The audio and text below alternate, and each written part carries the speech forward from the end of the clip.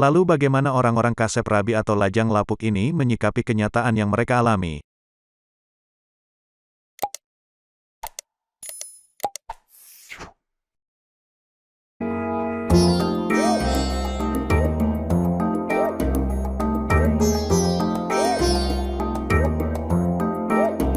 Mengenai pendapat, perasaan, maupun sikap mereka terhadap statusnya itu terdapat dua kecenderungan. Yang pertama menilai sebagai sesuatu yang lumrah saja dan menjalaninya seakan tanpa beban. Mereka menerima nasibnya secara santai dengan lapang dada dan menjalaninya dengan tetap selalu berharap akan datangnya jodoh.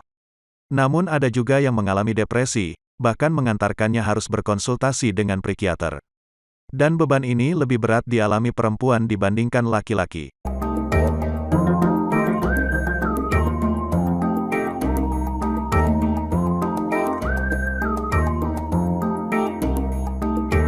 Bagi perempuan, tekanan psikologis yang dialaminya jauh lebih beragam dan berat. Pandangan secara sosial terhadap perempuan yang terlambat menikah terasa lebih minor. Hal ini karena dianggap sebagai perempuan yang tidak laku. Pandangan ini termasuk terhadap status janda apabila bercerai setelah menikah. Begitu juga kemampuan perempuan untuk melahirkan anak, secara medis terbatasi oleh usia. Hal ini yang membuat perempuan seperti dikejar oleh waktu dalam hal menikah.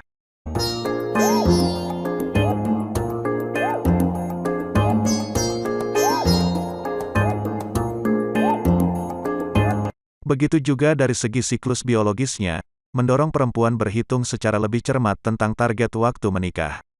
Periode produktif perempuan adalah pada usia sebelum 30 tahun.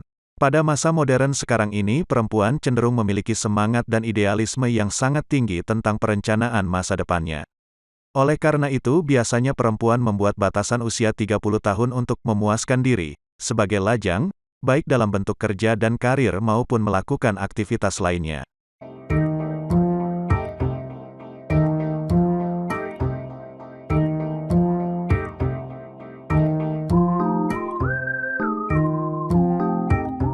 Sedangkan bagi laki-laki, antara kebutuhan dengan kewajiban seperti saling menutupi.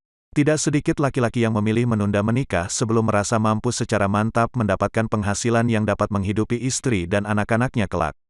Meskipun pandangan masyarakat terhadap laki-laki seperti ini juga terbilang minor namun tidak sekeras dan sejelas terhadap perempuan.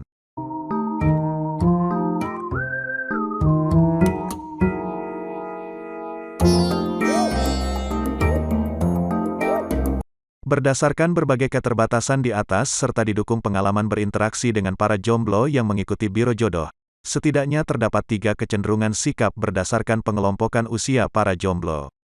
Gejala ini terlihat sekali terutama para kaum perempuan.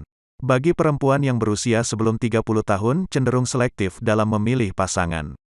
Hal ini terjadi karena mereka merasa memiliki potensi dan idealisme yang besar untuk mendapatkan calon pasangan yang berkualitas atau setidaknya setara.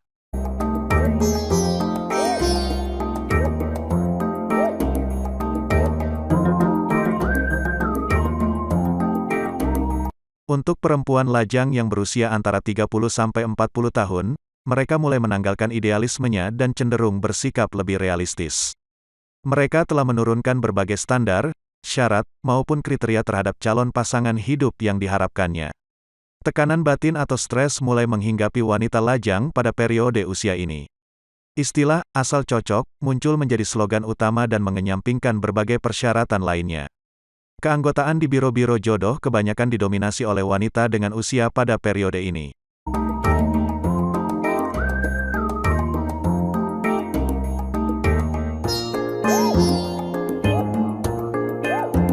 Sedangkan wanita yang belum menikah pada usia 40 tahun ke atas kebanyakan memiliki tekanan psikologis yang cukup berat. Mereka mengalami depresi dan cenderung bersikap apatis terhadap laki-laki atau terhadap konsep pernikahan. Mereka tidak lagi memiliki semangat atau gairah hidup. Apa yang telah diperolehnya dinilainya sebagai hal yang sia-sia dan tidak memiliki makna. Terhadap laki-laki, perempuan pada periode ini cenderung bersedia menerima apa adanya. Istilah "asal cocok" bergeser menjadi "asal mau". Kondisi psikologis cukup berat yang dialaminya ini akhirnya berimplikasi pada fisiknya. Penampilannya menjadi tidak rapi lagi, wajah terlihat suram, berkerut, dan tidak menarik. Akibatnya, Perempuan lajang yang belum menikah pada usia di atas 40 tahun akan semakin sulit mendapatkan jodoh.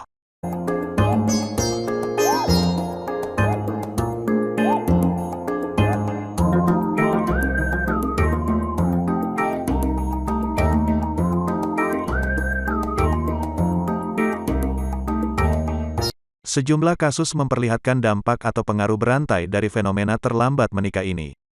Tekanan yang dialami seorang perempuan yang belum menikah hingga usia 40 tahun akan membawa efek depresi yang cukup kompleks. Tekanan ini selain dari keluarga dan sosial, juga ketakutan terhadap gambaran masa depannya yang akan dilalui seorang diri tanpa meninggalkan sejarah apapun. Tekanan batin ini kadang berbaur dengan problem kebutuhan biologisnya yang tidak tersalurkan secara aman dan alami.